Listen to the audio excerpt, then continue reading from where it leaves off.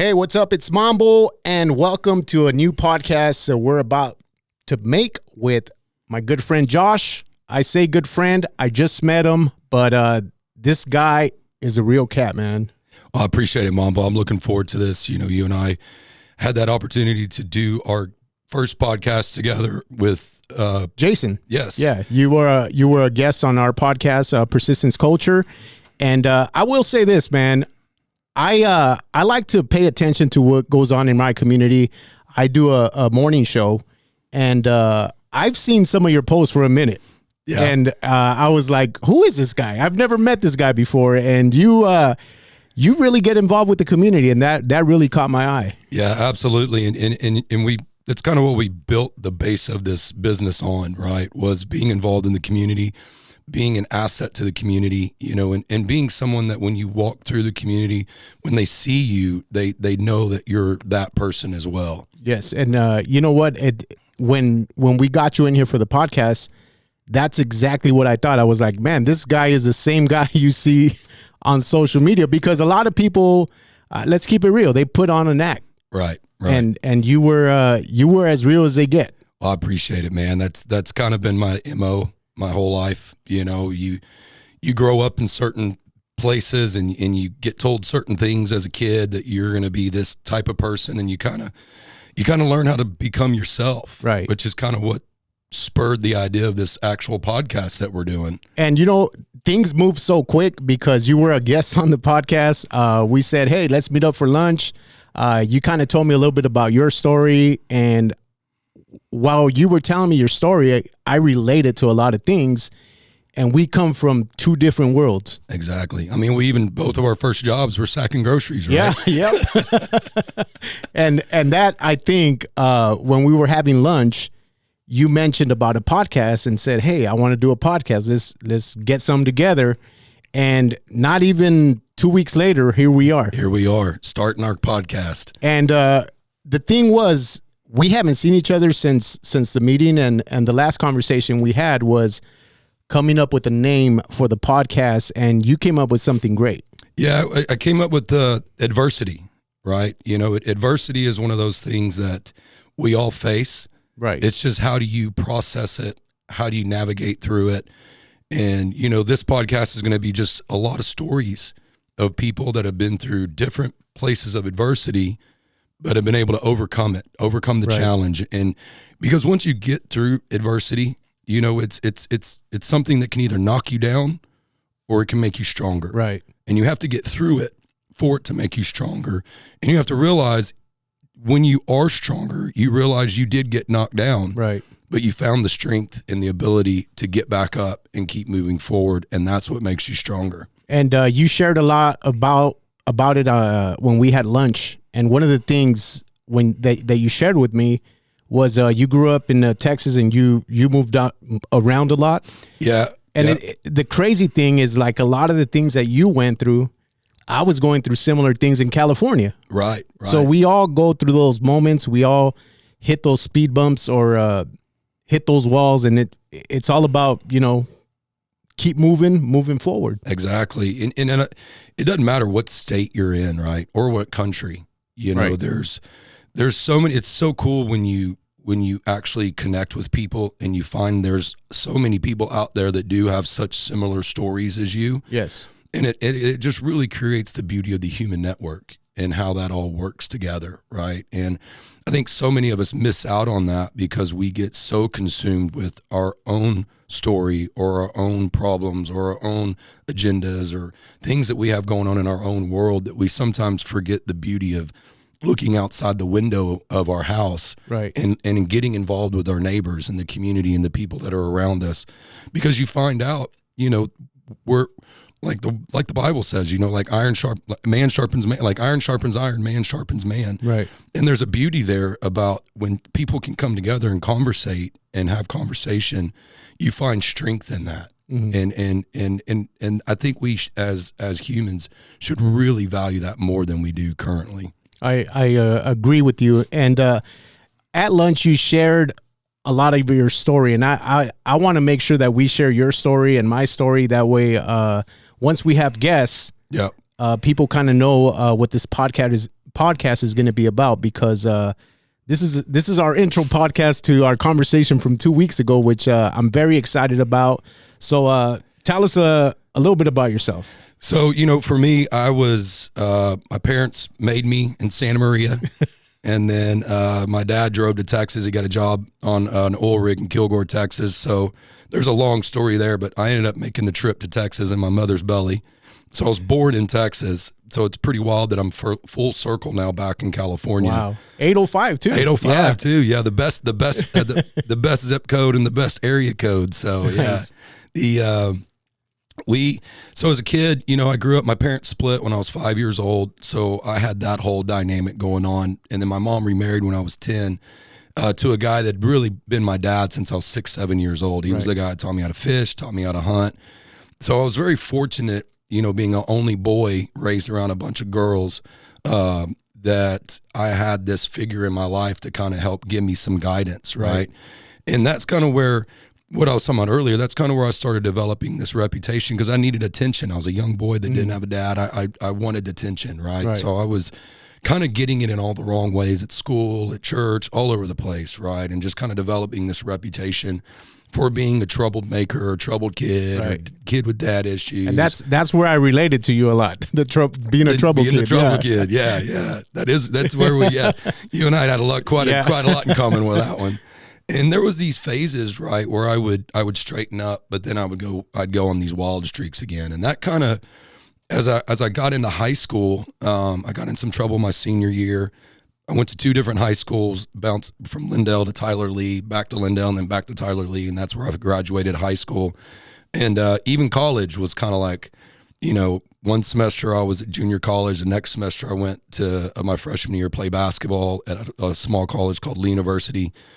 And just made some bad decisions. Ended up spending the second year back home. Right. And then that third year of college, literally took the semester off and went back to Lee. And I'm 3 years into school and I'm still basically a freshman. Right. So I think that's kind of when it all started clicking for me. I'd found a groove at that school. I found a network of people that were, I wasn't going to be, necessarily get into a lot of trouble with. I could still get in some trouble, but not a lot. And through the course of that, I ended up graduating and getting my degree in youth and Christian education, where I actually became a full-time youth pastor out in Florida. I actually had to resign from that job because I went out drinking with the singles on a Saturday night, which ended up singing karaoke, David Allen Coe, You Don't Have to Call Me Darling. Been a while since I'd had a sip of the sweet nectar, and it was oh so good and running down the back of my throat, right, into my belly. But and rightly so. Like when I signed up with that church, I signed up underneath the covenant of I wouldn't drink, right? So it was my fault. That's completely, I own that. But I think going through that, having to go back home with my tail between my legs, I'd failed. Right. Had to move in with my grandmother. I'm 25 years old at this point, 25. And I didn't really have a future in front of me anymore. Like I didn't know what to do. I couldn't necessarily go back out and interview for youth pastor jobs after, having to step down from that one. And that's how I got in the car business. And if it wouldn't have been for me having that situation in my life, I would have never gotten in the car business. I'd never own a dealership at this point. And that's what you do now. You have your own dealership. And one of the things that really caught my ear when you were saying your story, you just got into parts of it. I'm pretty sure as the podcast goes on, we'll get into more detail about it, was we were both troubled kids. We both got in trouble. But we both learned from those lessons. Absolutely. And for you to become a successful business owner says a lot, because I'm glad and happy that we're doing this podcast, because a lot of people give up in moments like that. Yeah. And this podcast is pretty much we're putting it out there to let you guys know that we all go through situations like that. Absolutely. And it wasn't like I just started selling cars and I rocketed off to be in the GM, right? Yeah, like it's not that overnight success. I wasn't that story, right? I still struggled with the fact I wanted to be in ministry. Right. So I even left the car business, moved to plant churches in Atlanta. You know, I needed a job, so I started selling cars. I think we kind of brushed on this on that last podcast. And then I ended up in seminary getting my master's, and I needed a job, so I was selling cars again. And, you know, there was a point where it clicked, right? And I knew at that point, but this was 3-4 years down the road. Right. I was like, okay, the car business this is my gig. This is what I'm going to do. And at that point, that's when I started going, okay, I'm just not going to be at this level. I want to go all the way to the top. Right. And I think once we find that peace in our mindset, in our psyche, in our spirit, and we get focused on it, and we know it's you know, I think for me, it was finally the Lord. I'd been praying so hard, like, God, I want to be in ministry, but I'm just not feeling it, right? Like, there's got to be some place for me to go outside the church and be in ministry. Mm-hmm. And when the car business just kind of was clicking, and I was talking to all these random people and just getting to share the gospel with just random people all the time and sell them a car. You know, make money. It was like, I was making money. You know, it was like, man, this is really cool. And once I felt that release, it was like I was able to really dive in to what it was that I knew I wanted to do. Now, was this pushed to you to study what you studied, or was this something that you wanted to do? It was actually something. It was funny. When I was home one summer during college, I had just switched my major from business to education because I wanted to be a basketball coach. Okay. And I came home, and the youth pastor, Kevin Harris, actually asked me to give my testimony on a Wednesday night to the youth. And I did. And apparently it went over really well with the kids. And so he invited me that summer to spend the summer developing an internship for youth interns and youth pastors. And I was able to get credit for it at college. And I literally went back to school that summer, and I switched my major from education to a youth and Christian education, so it would have an emphasis on ministry. Did you, when you first did that presentation, did you get a high off it, and that's why you kind of wanted to do it? No, I think for me it was this, I just enjoyed telling people about a possibility out there despite, that's different maybe than what someone else was telling them. You know, a lot of times the world's going to tell you got to be this way or you got to do this to get through it. And that's not always true. Mm-hmm. You know, there's other ways to get through the world and navigate through life than just what you're seeing on TV and what you're seeing in your peer groups and all that stuff. And I felt like I had a voice. Mm-hmm. And the fact that there was a response that was positive to that encouraged me and more, you know, edified kind of what it was that I was feeling in my soul, because I'd already switched my major to education. Right. Because I knew that I wanted to empower kids. I wanted to empower youth. I wanted to empower these teenagers. And how old were you when you? I was 20, 21. Oh, wow. So I'd just gotten off probation. You know, I'd just gone through some serious stuff from some bad decisions that I made. Right. And if I could help one kid make a completely different decision that would empower his life into a positive place where he'd have to go through everything I'd just been through, then to me that was worth it. Yeah. And I know you mentioned probation. We mentioned troubled kids. I'm definitely going to share my story. I want you to share your story. What got you in probation? I shot at a kid in his front yard after a basketball game. So that there was some weed that was found in his car at a I think it was prom or a homecoming dance or something like that. And he told the officers that I was the one that distributed it to him. And so there was some conversations that he and I needed to have. And unfortunately they didn't go the right way. And I decided to pull my gun out and fire off at him, which was probably, I remember as soon as I pulled the trigger, I was like, what the have you just done? Right. This is the dumbest shit you could have ever done. So that little voice told you that. And how long did it take before that little voice spoke to you and you were off probation? It was I was only supposed to be on probation for a year, but I screwed that up too. So I ended up being on it for about almost 3 years. So if you would have listened to that little voice. Yeah, well, if I'd listened to that little voice and never pulled the trigger, I'd have been much better off. But I was fortunate that the kid that happened with was he and I actually had a friendship in the past. And I wasn't trying to shoot the guy. I was just trying to scare him, right? But I lived in a small town, Lindale, Texas. Everyone knows each other. Everybody knows each other, right? And I mean, I think I told you this at lunch. Literally, my arresting officer was my neighbor. Officer Renfro lived right across the street from me. So I mean, it was quite the ordeal. But you know, it's you learn a lot out of that. And, and I'm fortunate that Tim, honestly, he could have pressed charges and it changed my whole life, right? But he went in and he didn't. So the city of Lindale actually pressed charges on me. And it was a discharge of a firearm within city limits. Did you ever get to have a conversation with Tim? Yeah, I actually called him when I found out that he was going to press charges, and he and I talked a lot and hashed out a lot of things. And I think that's and I was very humble about it too, you know, because I knew I'd messed up, and I knew that I was wrong. I should have never done that.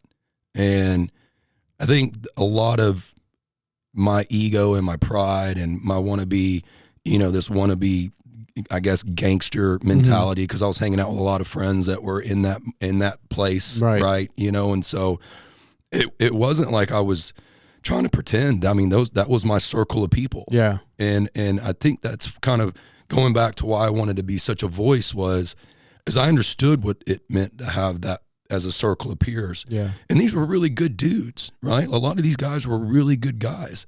Unfortunately, 50% of them are either dead or in prison now. Yeah. Right. So that's the tough reality when you live that life, is that you can't really think about having kids. You're not going to get married. You can, but it's not going to make it, right? Because you're either always running from the law, or you're always in prison, or you're jail, or you're always behind on some sort of ticket or fine or whatever, right? So you just kind of get into a never-ending circle, and it's hard to get out of it. And I'll jump in with my story. I was on probation too as a teenager. I was a lot of my teen years were spent in juvenile hall and juvenile detention centers, and you know, drugs had a lot to do with it. Yep. And looking back at it now, I kind of laugh at it, not only because I learned my lesson from it at such a young age, and I'm glad it happened when I was young and not over 18, but one of the things that I look at is like, yo, I would work 24 hours a day. I would always be watching my back. Right. When if I would have been doing the same thing and just got a job, a regular job, I probably would have been making the same amount of money and been more responsible with the finances. Because I always look at people that make money in that way is like easy come, easy go. Like you don't think about how you're going to spend the money. I'll get more money later.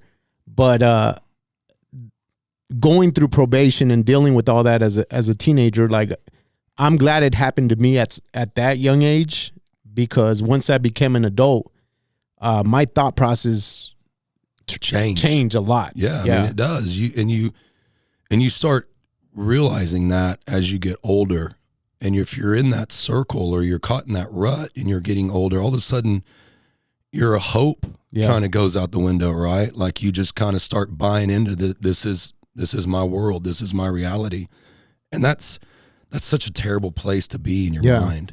And then, you know, I grew up here, and I still live in the same area. It doesn't go away. You know, I'm 47 now. Yeah. A lot of this stuff happened, you know, between my 15 and 18 years old, and it still comes up. Yeah. I remember when I first started, people were trying to prevent me from getting in the job I'm in now, bringing up old stuff. I mean, I know how to deal with it now, but before it was like, you know, I got upset and I wanted revenge. Right. I wanted to find out who's doing this. Yeah, who's out there talking about me. Yeah, but now I could care less what people say. I mean, absolutely. You gotta live your life, and people are always gonna talk. Always. And I think once you develop, you know, it's like you said, when you got older, your mindset changes, right? So you have an opportunity at that point. You know, I was 20, 21 years old when I decided I want to graduate. I want to be done, right? I don't want to be a freshman anymore. I want to become a sophomore. And after sophomore credits, I want to crack the junior credits. Right. And then I want to have a graduation goal in mind where I can get there. And it was like you said, it just changed. It just inside my brain, inside my whole being, everything just was like, this is what I've got to do. Yeah. I got to get out of this old mess mindset and focus on this goal of getting educated. Because one thing everybody always told me was, no matter what they say or do, they can't take your education away from you. Can't do it. And that's been, and one for me too, it was, nobody thought I was going to become I was the first kid to graduate college in my family, right? Like no one thought I was going to be that guy. Were you the only one in the family that went through the situation you went through too? No, my little brother went through a pretty rough run when he was younger, and he actually spent some time in prison, and while he was there, really got his life right. And started. Now he's in his master's program.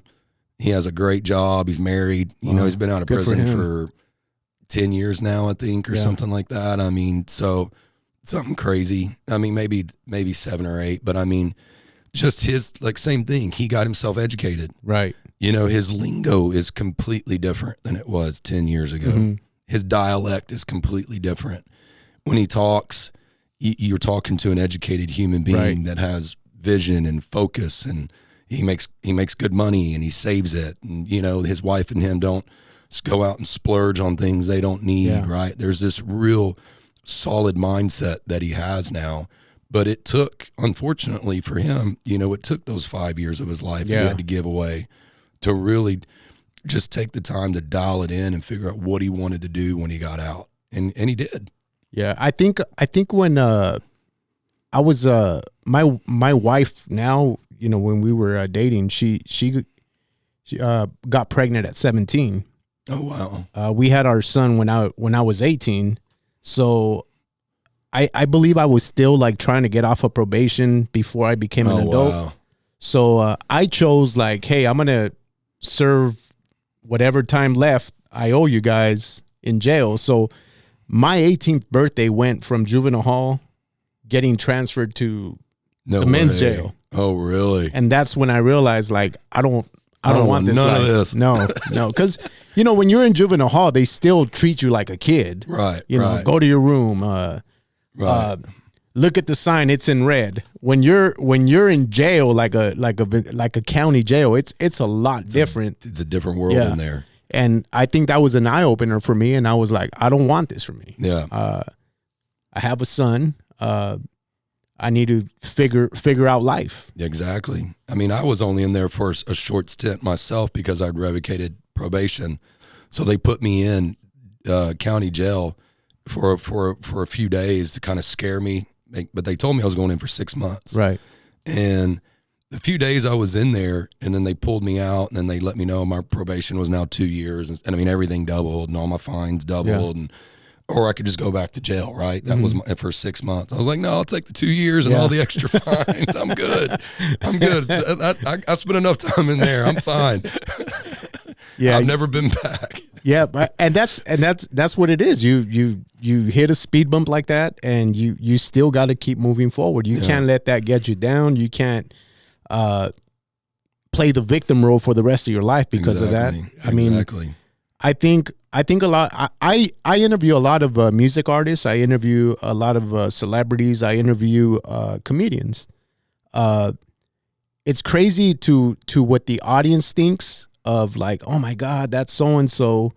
But when the cameras are off and we're talking off air, it's crazy. And I don't like to put their business out there. Like, I'm not going to say no names, but the depression that they deal with, the struggles that they went through. It's crazy. It's the loneliness. Yeah. And people think like, man, these guys made it. Oh, you had so-and-so on the show, but you can't share the behind the scenes. The heartache that these guys are going through. Yeah. And a lot of people, especially like I will say comedians that I've talked to, they're lonely, man. Yeah. And they're depressed and they don't believe in therapy or help. They let it out on stage. Yeah. Yeah. Yeah. And then when they get off stage, they don't have anything left. Yeah, it's a whole different thing. Yeah. It's all the endorphins are gone, right? Yeah. And you're still stuck with yourself. Yeah. So that's why I in doing that and being able to interview people like that, I looked at it like, man, we all go through it. It don't matter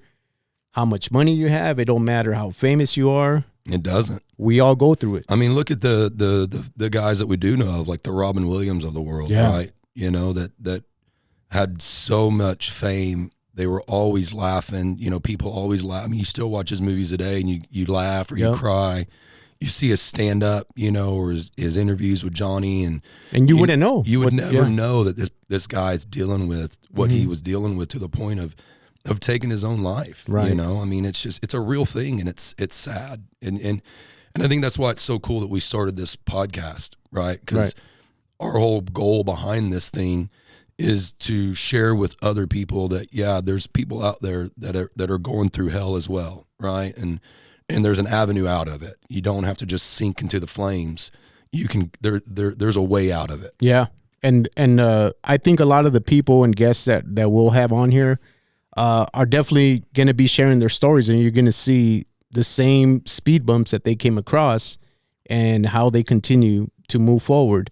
I mentioned comedians. There's a couple of music artists that I've talked to too, and built a relationship on just checking in with people. Yeah. I mean, it's not like we go out to dinner and have lunch and catch up every day. Right. I make it a point to, get their number and just say, hey man, how you doing? Hope all is good. Yep. And sometimes I don't get a reply back, but sometimes you'll get that reply where like, hey man, thanks for checking in on me. Yeah. Not even my mom checks up on me. And it just turns into a thing. It's like, we're always thinking about ourselves. Mm-hmm. And to be able to think about someone and just reach out and say, what's up? How you doing? How you been? Exactly. Sometimes that means a lot to that person. It's my pastor from home is now currently going through some pretty rough cancer treatments and everything. I think we talked about that before, and I found that out just a few months ago or a month or so ago when I went home to see my grandmother. And the cool piece of him is he's got this huge church, right? And he's been around this church since I was 6. Wow. I will, like kind of what you're saying, right? I'll just, hey man, thinking about you, love you, praying over you. Yeah. I don't have to get into a whole big long dialogue with him because I know he's got a lot going on. Mm-hmm. But he'll always respond back, love you, buddy. Thank you so much. Proud of you. And that to me is huge. Yeah. That's a huge thing for me, even just that little blurb. Yep. Because that's someone in my life, right, that I looked up to, that was a mentor of mine, Mm-hmm. that's been through all these phases of my life and never gave up on me, always loved me, always told me there was a better future for me when I was down and out, all that. So he's kind of the reason I'm even in the place that I'm in, mentally speaking, right? So I like what you're saying about that. That's important. I think a lot of us should do more of that, right? Just don't worry about getting a response, but reach out to those that you feel led to reach out to. Tell them you love them. See how they're doing, and if they respond, they respond. If they don't, they don't. That doesn't mean you don't stop praying over them, stop loving them, so. I think even sometimes when I don't have nothing to say, if it's a reminder of something, like let's say I went to a taco truck with the guy that I met, and we had that, like, yo, this is a good taco spot. Yeah, yeah. If I'm at that taco spot and I take a picture of the taco truck and I just send it to him, it'll say like, oh man, I need to go back and visit you. And right. So it's moments like that too, like, whatever it is, if that reminder comes to your head, I always make sure, like, you know what, I can't ignore this, because what if this was my last chance to reach out to this person, or what if this person is going to something and I'm getting them out of it, getting them some hope, or bringing back a good memory, right, where they had. And sometimes, we forget, especially guys like you and I who meet so many people, right? Mm-hmm. We meet a ton of people every day. We're meeting someone new almost. And I think for me, there's been times where I'm like, oh man, I haven't reached out to this guy in X amount of days or X amount of weeks or even X amount of months maybe. And when you can reach out to someone and say, hey, dude, how you doing? Or, hey, let's catch up. And, I've got a buddy of mine that lives up in Carpinteria that, we've been friends since Texas. Mm-hmm. We just both happen to move out here and move within 30 minutes of each other. And probably don't talk. We don't, yeah, but when we do, it's like, you never know. You guys left off. Yeah, you never know that we skipped a beat, right? Yeah. And he's so busy and I'm so busy, but it's cool when you can make those schedules collide, right? Mm-hmm. And you can actually get some real time in with those people that that you really have genuine relationships with, and it's cool because they have that same reciprocal feeling back when they're spending time with you, right? And so it's a two-way street, right? And I think that's special. Yeah, I definitely agree. Now, we briefly got into how you got into the car business.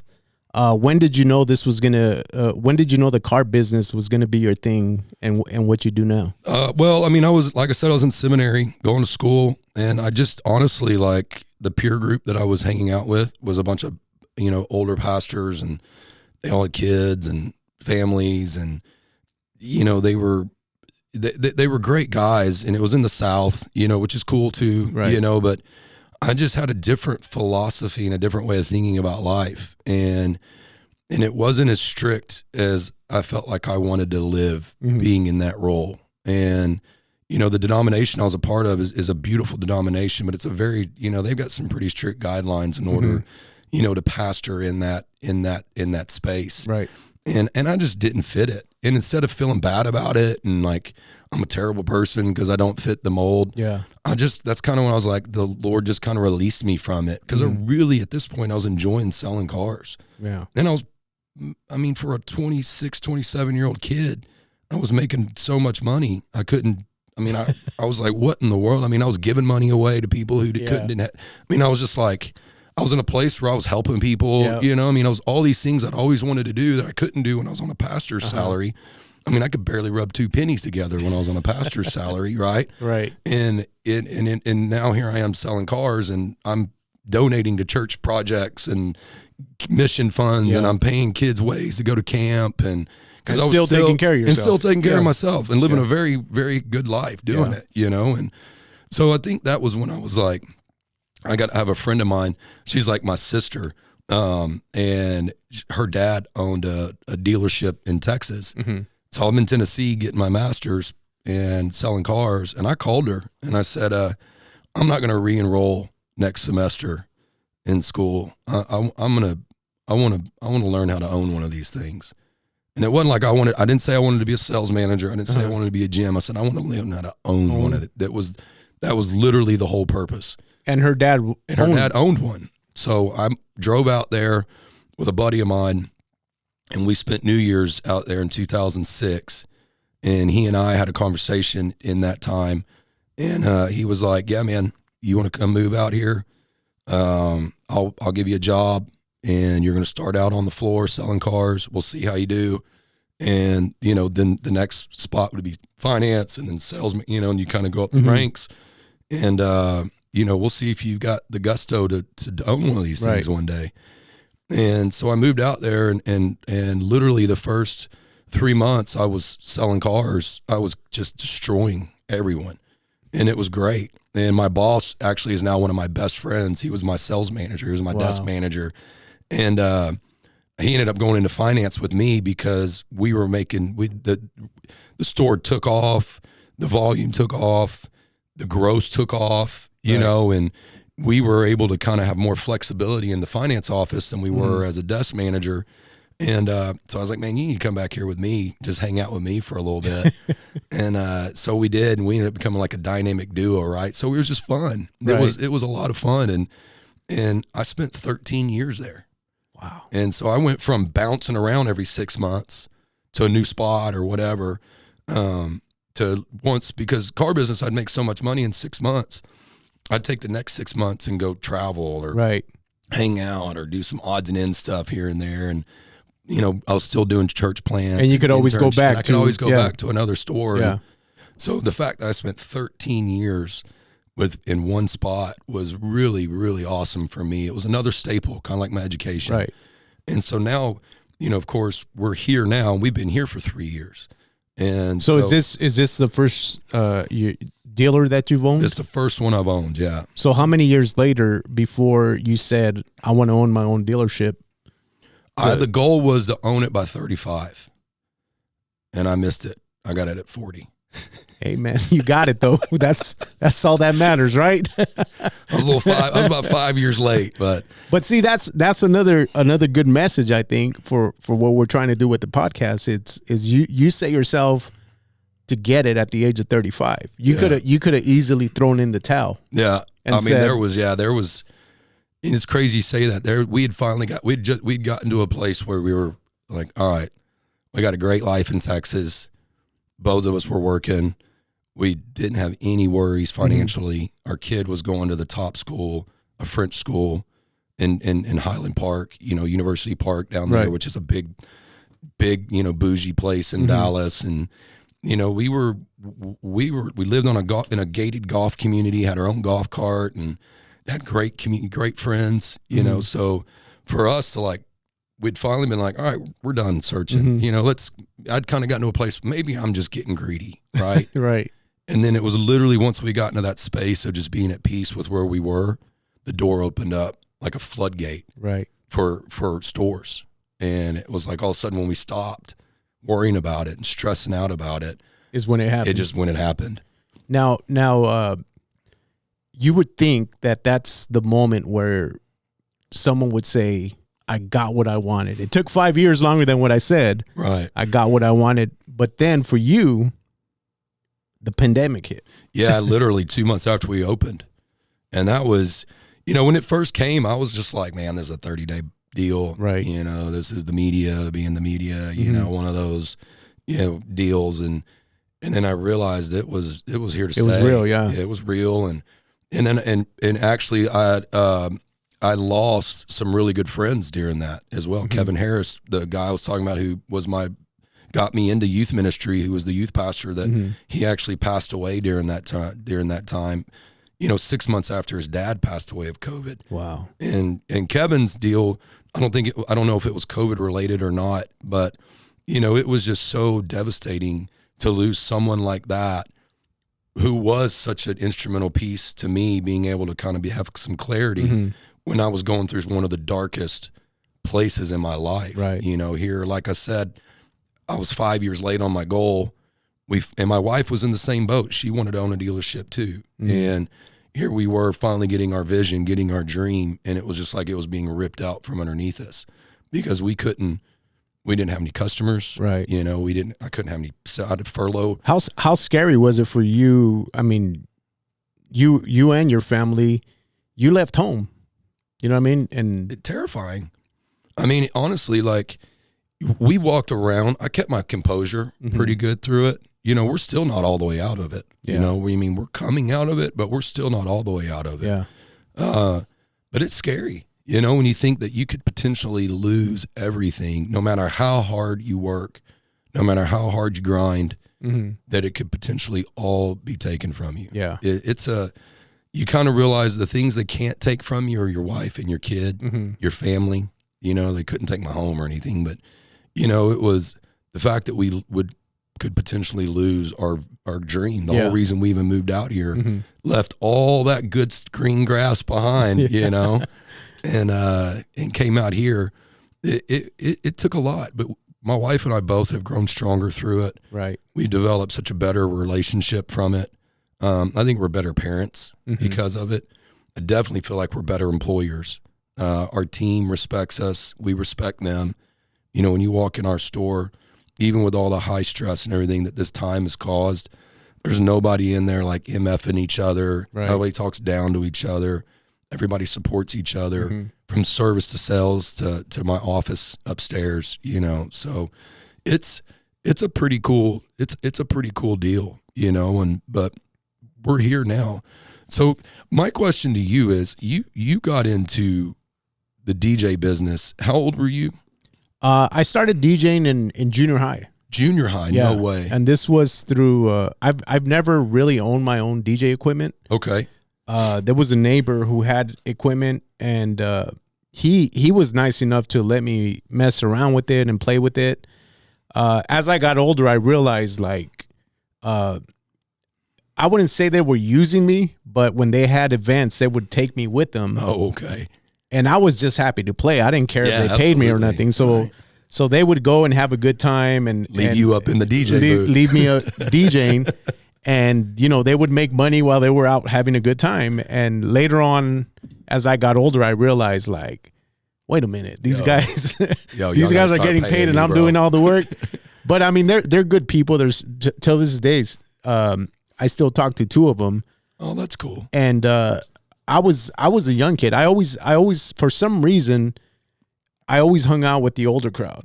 And you know, the way I thought like, you know, when I was in 6th grade, I was thinking like the high school kids because I was hanging around with the high school kids.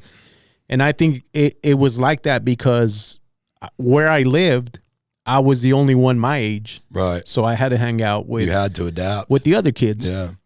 And they would always look out for me till this day. When I run into them, they still call me the nickname that they called me. They used to call me Bebich.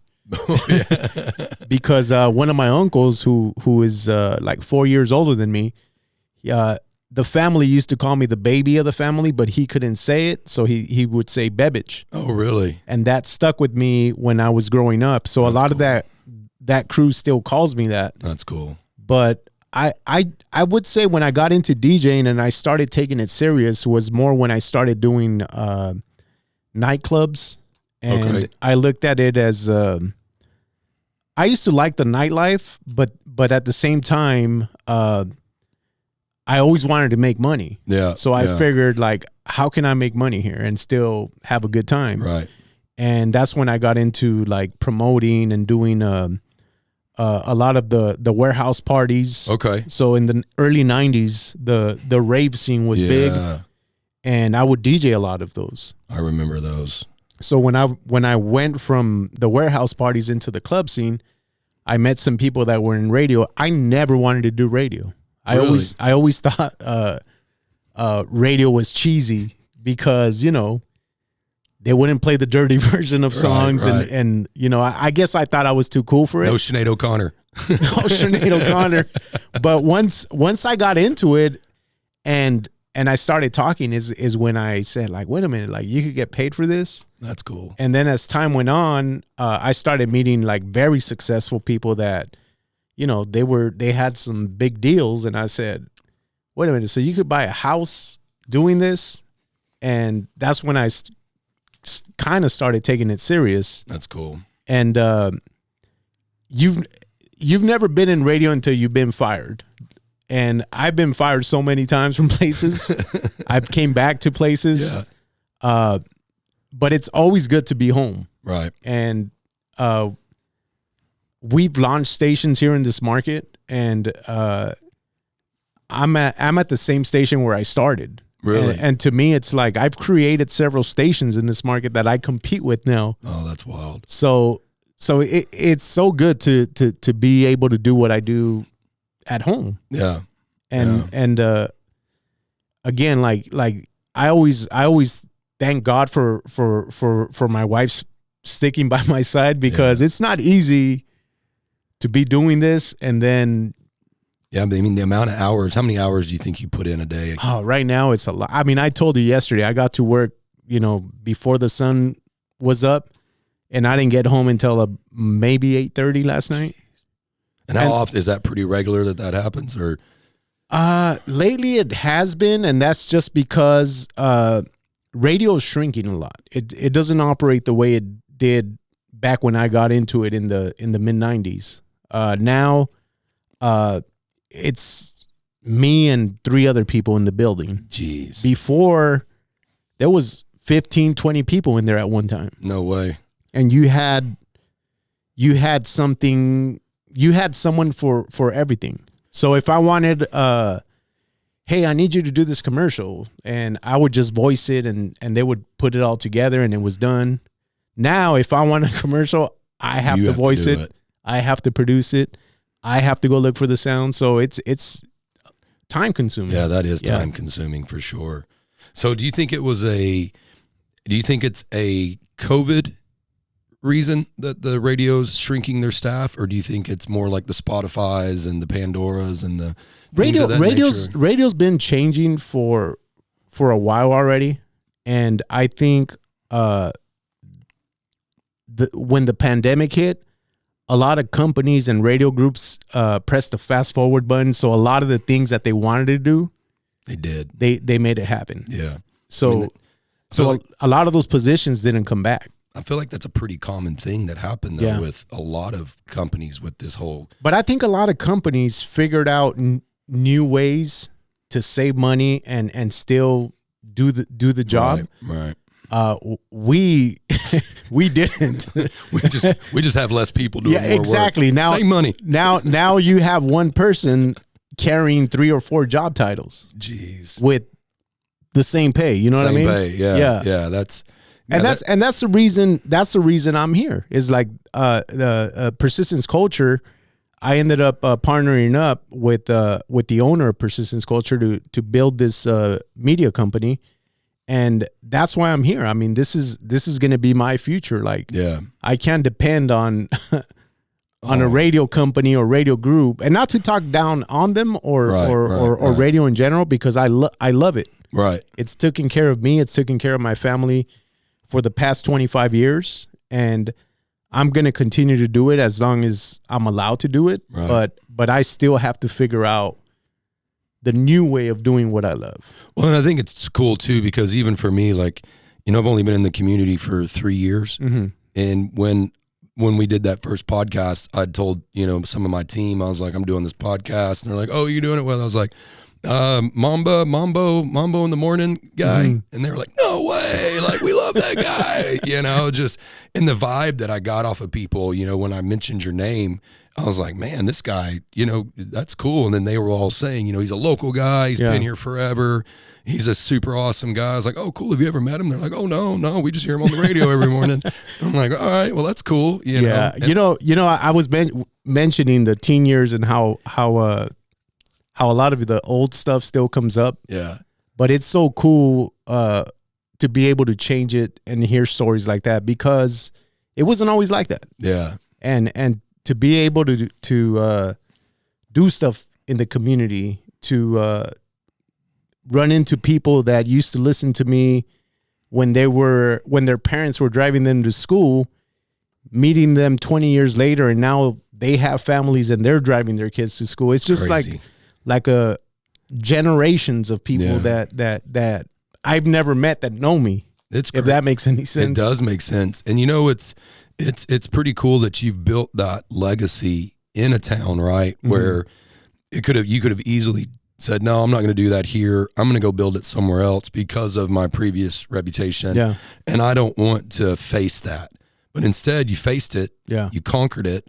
And now you have this amazing reputation in the community of just being a great dude, having great quality content. People like listening to you in the morning.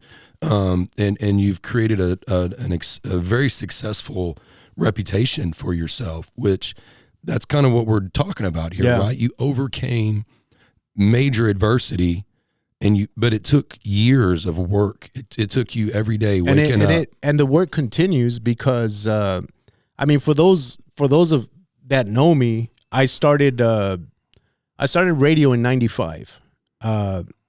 When I first started radio, I've always had a co-host, a partner. I did radio with Rico, which was the Rico and Mambo morning show, for almost 25 years. In the past year and a half, I've had to rebrand myself to just me. You. And it's very hard when you're so used to bouncing off of someone and coming up with bits with someone. Now it's all on you. It's this last year and a half, it's been so hard to rebrand myself. But at the same time, when I run into people that say like, hey man, you're doing a good job, or That's cool. or keep it up, that motivates me, because the support is still there. Right. And I'll take it back to a story in the 90s where I didn't know if this is what I wanted to do, because like I said, like I always thought before I got into radio that radio was cheesy. Right. I always told myself, like, are people even listening to me? Like, you know, you don't know if they're listening or not. Right. But I remember it, and I've shared this story. I haven't shared it in a while, but there was this guy named I believe his name was Angel. I know he called himself El Ciego, which is blind. Oh, okay. Because he was blind. Oh, wow. But he used to call the show every day. He used to listen from the beginning to the end. And it was like 3 years into my radio career. I happened to be eating at a restaurant, and I was talking to whoever I was having lunch with. And someone said, "Hey, Mambo, is that you?" And then I turned around and I was like, "Who are you, man?" And it was the dude. That's cool. Angel, the blind guy. And we had a good conversation because he's the one who made me realize that I was painting a picture for people every day, because I mean, he was blind. He was a blind guy. Yeah. And he was just telling me the stories and reminding me about stuff that I said that I forgot about. That's cool. And to me, that was the moment when I said, all right, like, I'm entertaining someone and someone's actually listening, and that's when I took it serious. That's dope. So where did you come up with the name Mambo? How did you come up with that? I've shared this story before. So I mentioned the warehouse parties. So a lot of it was house music that we played. I was the guy that played the Latin house music. Okay. And I never really had a DJ name. I would just show up and DJ. My cousin was one of the promoters, and he was working on the flyer with the graphic guy. And he asked me, like, "Hey, what do you want me to put as your name?" And I said, "Whatever you want, man." And he's you know what? You're always playing that Mambo shit. I'm gonna put DJ Mambo. So ever since then, I started going by DJ That's Mambo. Incredible. And it just stuck. It just stuck with me. And when I started doing radio is when I met Rico, and there just happens to be a lot of songs that say Rico and Mambo. No way. Yeah. So it's just a trip. A lot of people think that we met and we came up with that, but it just happened to. He was Rico, I was Mambo, and we ended up Rico doing and Mambo. doing the show. Yeah. That's great. You ever talk to Rico still, or? I just talked to him yesterday. Yeah, we still keep in touch. That's good. He retired radio in April of 2021, and he moved to Texas. No. Yeah. Sorry, Rico. Sorry for all those 100 degree days you're just experienced over this last summer. Yeah, but we still talk. I mean, the only thing we don't do that we used to do every day was the show. Yeah. But I mean, we still. That's good. What part of Texas did you go to? Is it Spring? It's right outside of Houston, Springville or Springs. Yeah. Is that what it is? That's right. Yeah. Yeah, that sounds about right. Yeah, but he doesn't say if he likes it or not, but he doesn't. Not if he lives in Houston. Yeah, but he's like the big brother. So That's cool. We did radio for, like I said, almost 25 years. That's a long time, man. That's longer than most marriages are lasting these days. That's a long time. That's crazy. Yeah, and that's the crazy thing about it is till this day. I mean, people don't listen like they used to, but they still know the Rico and Mambo brand. Yeah. So if I'm somewhere, till this day they ask me like, "Hey, where's Rico at?" You're like, he's living in Texas, trying not to melt. Exactly. Wearing a big dad hat so it doesn't burn. Yeah, man. But you know what? This is I feel like this podcast is gonna turn into something great, man. Yeah, I do too, man. I'm excited about it. And this is only a part of what we want to share with you guys, because I'm pretty sure once we have guests in here, we're gonna be sharing and getting more into details about. We're going to have Rico on the podcast at some point. Oh, you know what? I think he's here the end of or the beginning of next month. So all right, let's get him scheduled. Yeah, that'd be a good one too, right there, man. Yeah, we got some good people we're going to bring out here, and I think the coolest piece, well, it won't be like celebrities, right? It's going to be normal people. Yeah, normal people that are kind of doing things. Yeah. We've got some people that are coaches, pastors. We do have some musicians that'll be coming on. Yeah. We've got a really neat lineup of people that are going to be coming on, but they're just going to be normal people that probably a lot of people haven't heard of. You know, maybe one or two. There'll be some people that that people have heard of, but I think that's the whole focus of this thing is just that it's not. We're not talking about celebrities out here that are have a whole team of people around them. We're talking about people that are working that are going home to their kids and their wives and their living job, their working jobs, and they're they're having to go through the daily grind just like the rest of us. Yeah, hearing their story, and one of the things I will say about today in this podcast is we're building this as we speak. I mean, we had lunch like 2 weeks ago. Yep. You said, "Hey, let's do a podcast." We came up with the date. The date is today. Just yesterday, we followed up, and you said, "Hey, I think I have a name for for the podcast." Right before we went on, you showed me your notes and adversity. Yep, adversity. And the coolest thing about adversity is I have this definition up here, and it's a noun that's been part of the English language for over 800 years. That it's from Latin, and it literally means turned against or figuratively like hostile or unfavorable, right? And that's what adversity is. It's literally when it's almost like life turns against you, right? And you're kind of like, what did I do to deserve this? Well, the reality of it is you're just alive, right? That's just what happens. And I think the more we get into kind of this podcast, and we're going to be able to unpack that a lot more, and people are going to realize, as you're going through things in life, the shit's going to hit the fan. Yeah. It's just how big is your umbrella? And that's kind of, I think that's kind of what we're going to discover, right? Is a lot of people, how they navigated through it, how bad the shit was when it hit the fan, right? And how they were able to really, like we say in Texas, pull up their bootstraps and go to work. Yep. Right. And maintain that focus to get through it, even when it seemed like you're just trudging along and it's not going anywhere. And I think you shared it with your story, and I shared it with my story too. One of the things that stands out is the dealership. Yeah. You said age of 35, you wanted it.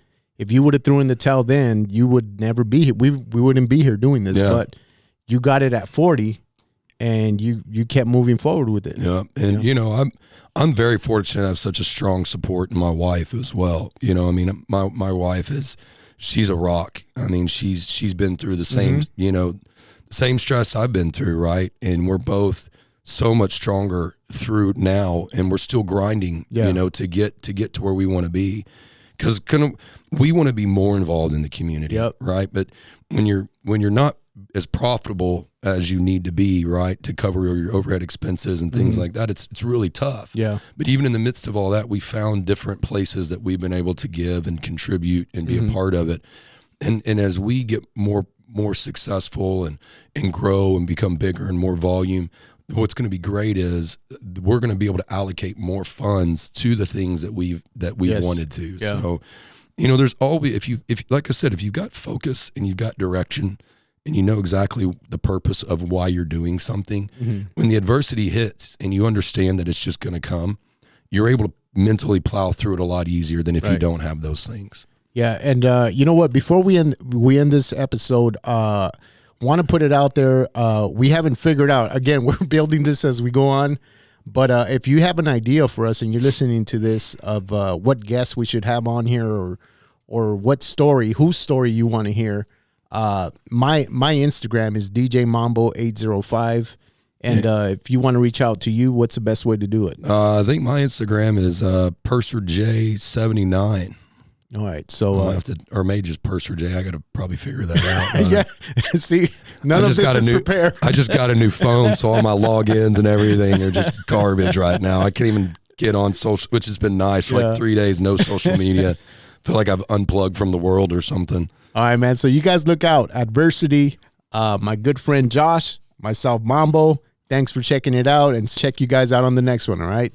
Peace.